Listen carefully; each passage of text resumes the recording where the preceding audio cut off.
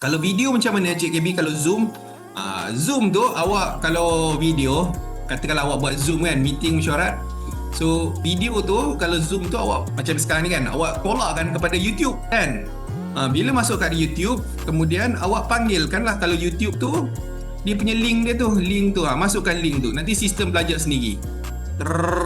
Okey, pun boleh juga. Kalau infografik tadi, kalau awak hasilkan, contohnya saya tengok kat sini dalam file ni ada tak saya hasilkan. Okey, contoh ni kan, rahsia perunding kelas dunia kan. So kita tekan je dah dekat atas ni, nampak tak? Saya tunjukkan ni, mouse ni berada kat sini, nampak tak? Download. Tekan saja di sini. Nanti dia akan keluarkan kepada save lah pada file tersebut lah. Even kalau kat sini anda tekan share ni anda nak sharekan spesifik. Anda juga boleh share satu keseluruhan notebook, ataupun kalau anda rasa macam alah yang lain tak payah tahulah, aku nak bagi tahu yang ini je pada team. Yang ini je kau tengok je. Boleh je. You tekan share kat sini dan spesifik dekat anda punya notebook saja. Pun boleh juga ya. Boleh. Tak semestinya anda nak kena saya nak share semua. Naklah Cik KB, saya nak yang ini je.